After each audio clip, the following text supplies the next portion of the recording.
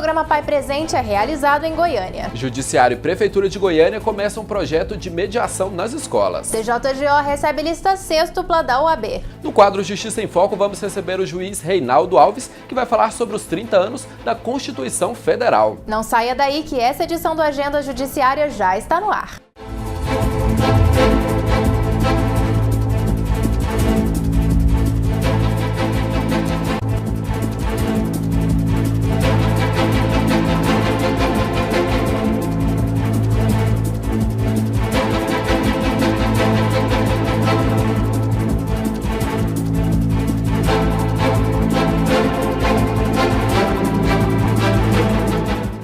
Olá, o Agenda Judiciária começa mostrando para você que a segunda sessão do programa Pai Presente com Pais Presos de 2018 foi realizada no Fórum Cível de Goiânia. Confira! A emoção de segurar um filho nos braços pela primeira vez era visível no olhar emocionado do Bruno. Foram mais de 20 quilômetros percorridos da penitenciária Odenir Guimarães, em Aparecida de Goiânia, onde cumpre pena, até o auditório do Fórum Cível da Comarca de Goiânia para o tão aguardado momento. Meio tímido, ele conta que já imaginava como seria o rostinho do bebê desde que ficou sabendo do nascimento dele. E ele é do jeito que você imaginou? Você achou ele parecido com você?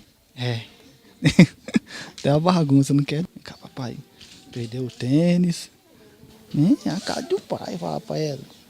A emoção do momento e a conexão criada entre pai e filho estimularam o instinto de proteção no pai, que contou querer sair logo da cadeia para acompanhar de perto a educação do menino. Eu vou cuidar de todos. Né, maneiro? Assim como Bruno, outros 13 pais foram escoltados até o Fórum Cível para reconhecer a paternidade dos filhos na segunda sessão do ano do programa Pai Presente com Pais Presos, que foi presidida pelo juiz Wilson Ferreira.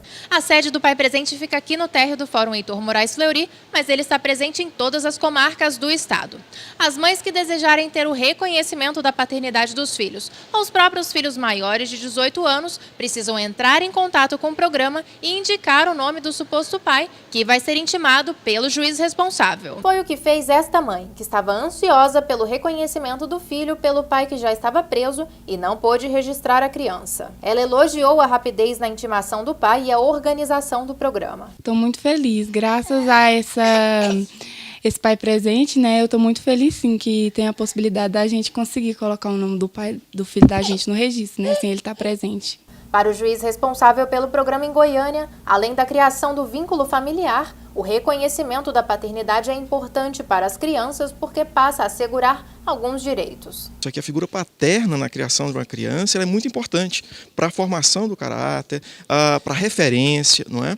E além disso, desse aspecto emocional e psicológico, tem direitos e obrigações. O pai passa a ter direito de convivência com esse filho, até ter uma guarda compartilhada, se for do desejo dele, e também a obrigação de alimentos, de ajudar financeiramente, de acordo com a sua possibilidade, de alimentos, valores em dinheiro para a criação e manutenção dessa criança. Durante a sessão, o reconhecimento da paternidade pode ser feito de forma espontânea ou pelo teste de DNA, como foi o caso deste pai que teve dúvidas e pediu o exame, que é feito na hora. Nós temos uma incidência grande de pedido de DNA e nós também queremos que os pais reconheçam essa paternidade com a segurança de que realmente são filhos.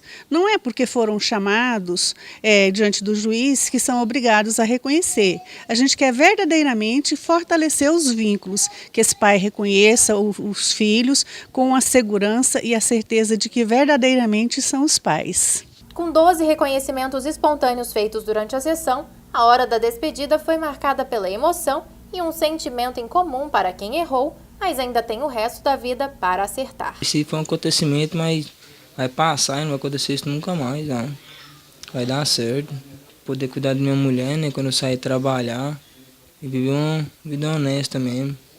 As crianças da rede municipal de Goiânia agora vão receber o projeto Pilares, que é uma iniciativa do Tribunal de Justiça do Estado de Goiás. Acompanhe. O termo de cooperação técnica do projeto Pilares foi assinado pela presidência do Tribunal de Justiça do Estado de Goiás e representantes da Secretaria Municipal de Educação de Goiânia. O projeto busca disseminar o respeito como aspecto primordial para estimular o diálogo e, dessa forma, incentivar a pacificação nas salas de aulas dentro das escolas. Sem dúvida é um projeto brilhante que eu acho que deve ser incrementado não só aqui no município de Goiânia, mas em todo o estado de Goiás, até mesmo no Brasil. Por quê? O que ele visa? Ele visa a pacificação, levar a paz para dentro das escolas. Nós temos visto ultimamente, não é só aqui não, em Goiás, é no Brasil e no mundo todo.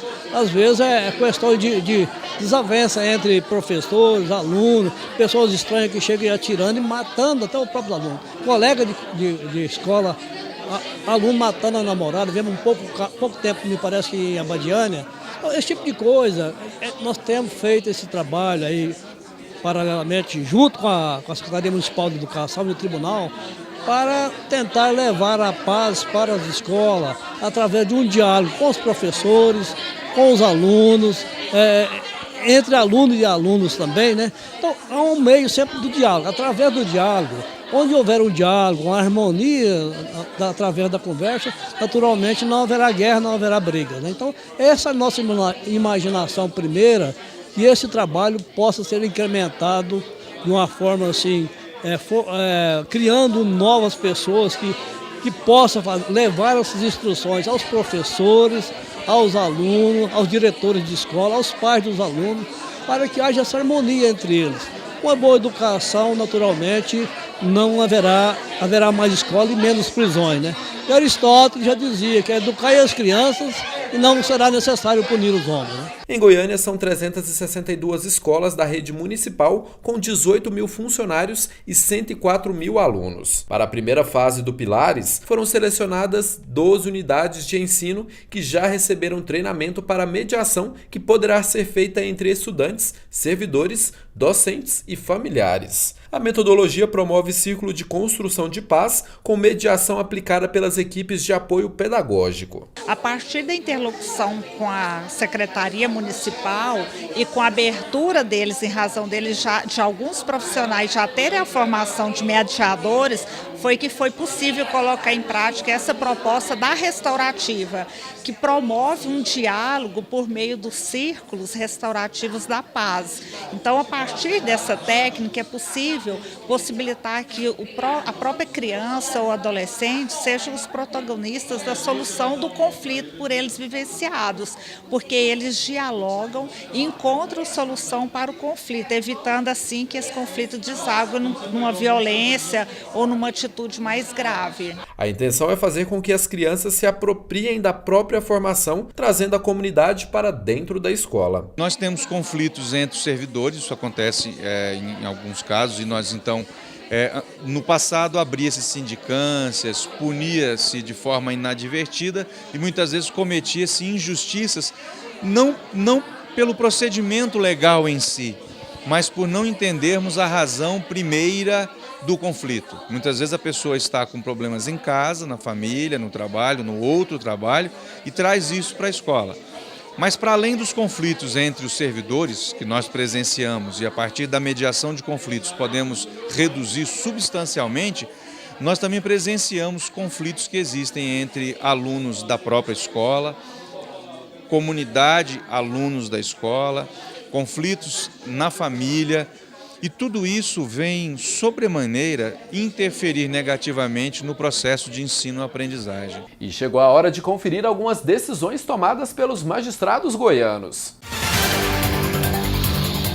Mulher que se feriu dentro de ônibus será indenizada por danos morais e materiais. O juiz Hamilton Gomes Carneiro, da 4ª Vara Civil da Comarca de Aparecida de Goiânia, condenou uma empresa a pagar indenização a uma mulher que se acidentou no interior de um ônibus enquanto levava seu filho, portador de necessidades especiais, à escola. Os danos morais foram fixados em mais de R$26 mil e os materiais em cerca de 230. Com base em acordo internacional, a companhia aérea é condenada a indenizar por atraso em voo. Uma companhia aérea inglesa foi condenada a indenizar 2 passageiros goianos que estavam em viagem internacional e perderam conexão para retornar ao Brasil por atraso em voo. A decisão dada pela juíza Roberta Nasser Leone, do 5º Juizado Especial Cível de Goiânia, levou em consideração a Convenção de Montreal e jurisprudência do Supremo Tribunal Federal e não o Código de Defesa do Consumidor. Homem será indenizado por declaração de imposto de renda feita indevidamente por município.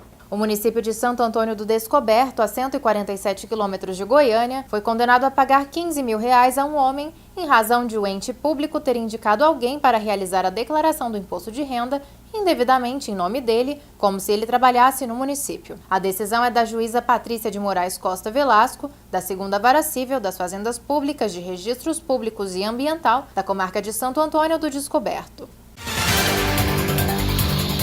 Depois do intervalo tem o quadro Justiça em Foco. Não saia daí.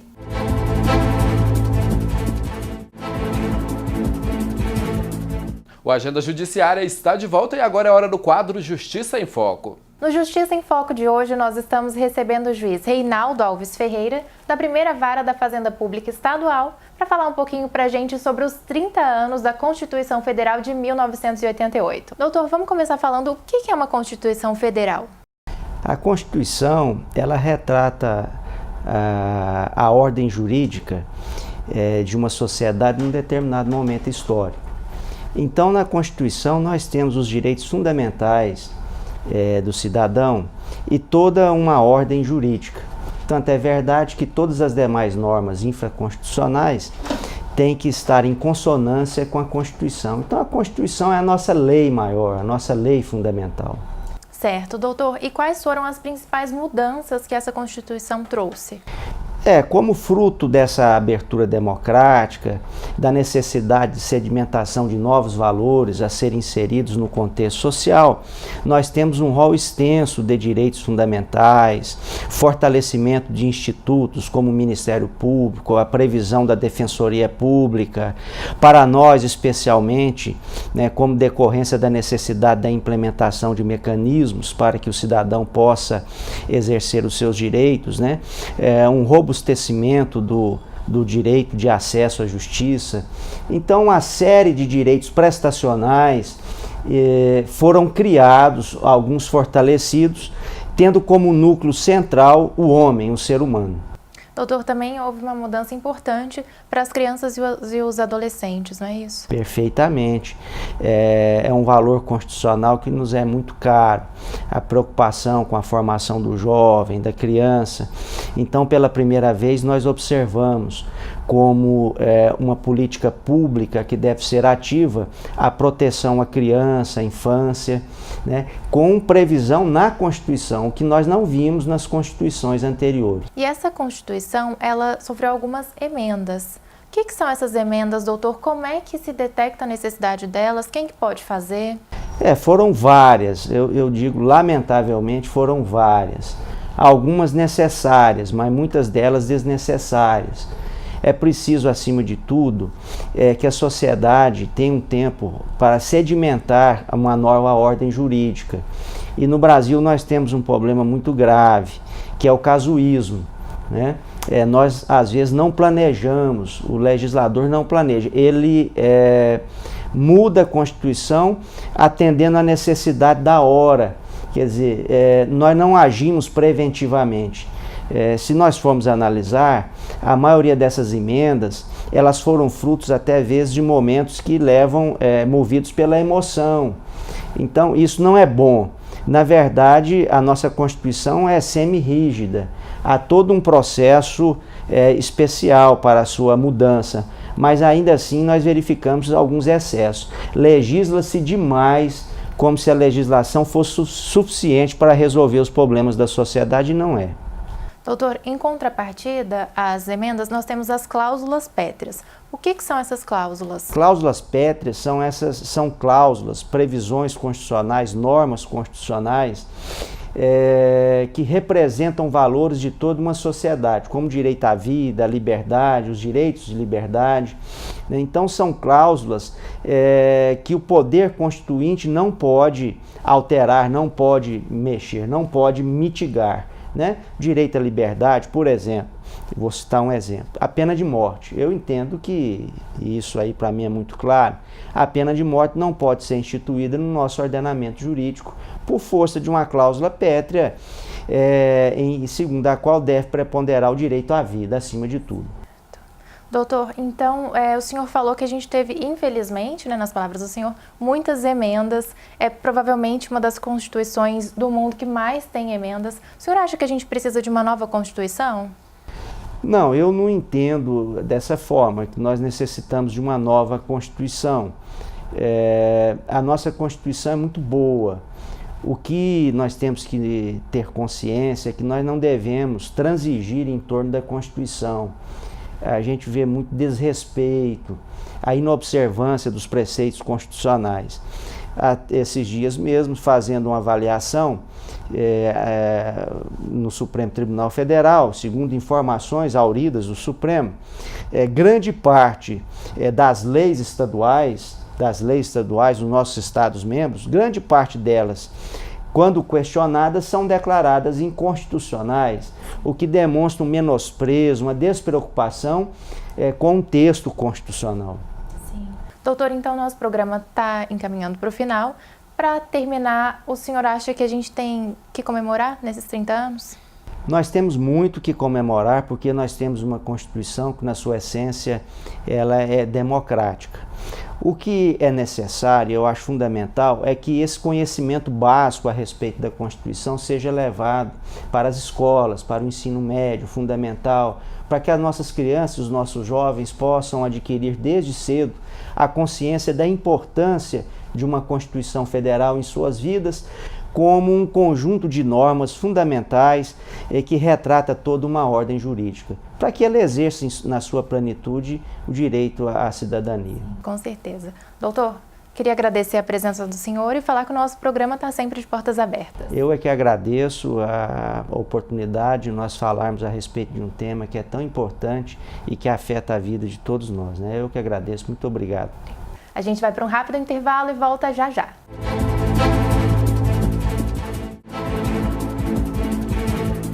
O presidente do Tribunal de Justiça do Estado de Goiás foi homenageado na Câmara Municipal de Anápolis.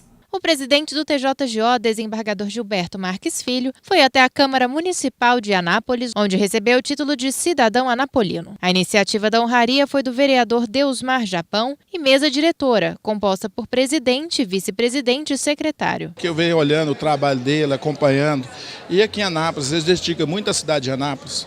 Então, por isso eu quis homenagear como cidadão anapolino e dar um grande abraço a ele, porque eu admiro ele. Desde criança eu venho acompanhando o trabalho dele. O presidente ficou lisonjeado com o título, em especial por já ter sido juiz na cidade. Vou me tornar cidadão, daqui da cidade de Anápolis, é uma honra para mim, até porque aqui estive como magistrado por 1 ano e 4 meses, já há bastante tempo, na época nós ainda funcionávamos no fórum antigo, fórum tradicional, aí da praça, e agora a realidade é outra, a cidade já era uma cidade pujante, hoje mais ainda, com fórum novo, que já está merecendo alguns reparos que nós já temos realizado, Então, quer dizer, para mim, então, é uma satisfação total como ex-magistrado dessa comarca que agora está para receber esse título.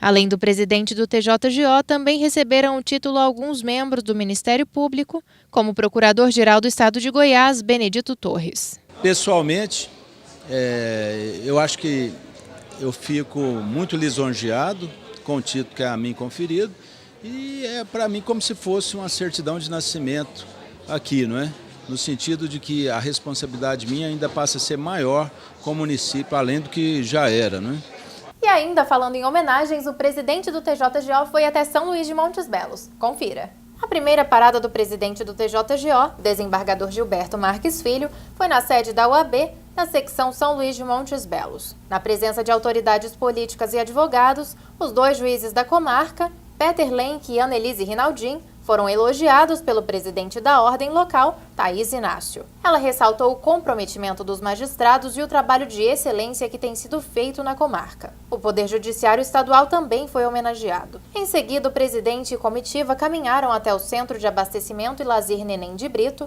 onde, na presença de autoridades, Gilberto Marques Filho recebeu o título de cidadão montebelense.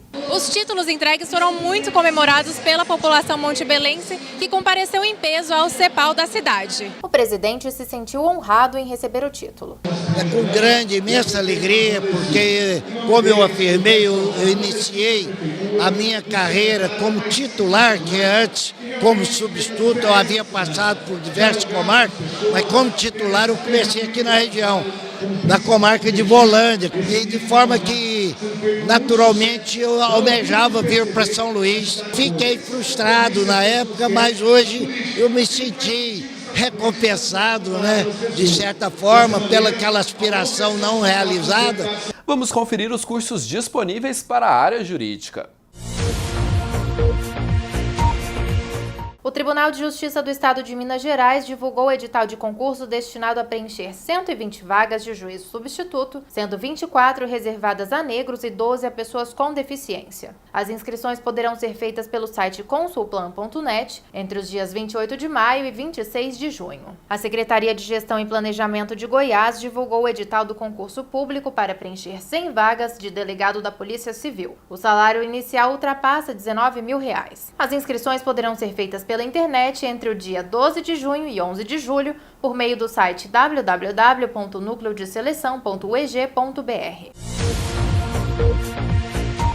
A OAB entregou ao presidente do Tribunal de Justiça do Estado de Goiás a lista sêxtupla com candidatos a desembargador. Confira. O presidente do TJGO recebeu das mãos do presidente da OAB, Lúcio Flávio Paiva, a lista com o nome dos 6 advogados indicados pela ordem para concorrer ao cargo de desembargador. Lúcio Flávio afirmou que a escolha dos nomes que integram a lista foi um desafio devido ao alto nível de excelência dos candidatos. Ele também afirmou que está seguro de que todos os escolhidos estão preparados para atuar na magistratura. O presidente do TJGO agradeceu a entrega da lista pessoalmente e afirmou ter plena confiança na escolha da ordem. Agora, a Corte Especial do TJGO vai selecionar 3 nomes da lista, que serão encaminhados ao governador do estado para que escolha aquele que será o novo desembargador do TJGO. Ele vai ocupar a vaga deixada pelo desembargador Geraldo Gonçalves, que foi elogiado pelo presidente do TJGO durante a reunião. Geraldo Gonçalves chegou ao Tribunal de Justiça em 26 de março de 2009 pelo 5º Constitucional designado aos advogados. Muito atuante ao longo de toda a vida profissional, ele escreveu 2 livros jurídicos e um literário. Era integrante da 5ª Câmara Cível quando se aposentou em dezembro do ano passado. Confira agora a agenda do Judiciário Goiano para os próximos dias. No dia 7 de junho, às 7h30 da noite, na Câmara Municipal de Aparecida de Goiânia, o presidente do Tribunal de Justiça do Estado de Goiás, desembargador Gilberto Marques Filho, e o desembargador Ney Teles de Paula vão receber o título de cidadão aparecidense. E até o dia 14 de junho, no Fórum Cível de Goiânia, está acontecendo a exposição Luz Ação, a Justiça na Comunidade. E fica por aqui essa edição do Agenda Judiciária. Até a próxima semana. Uma boa semana e até a próxima.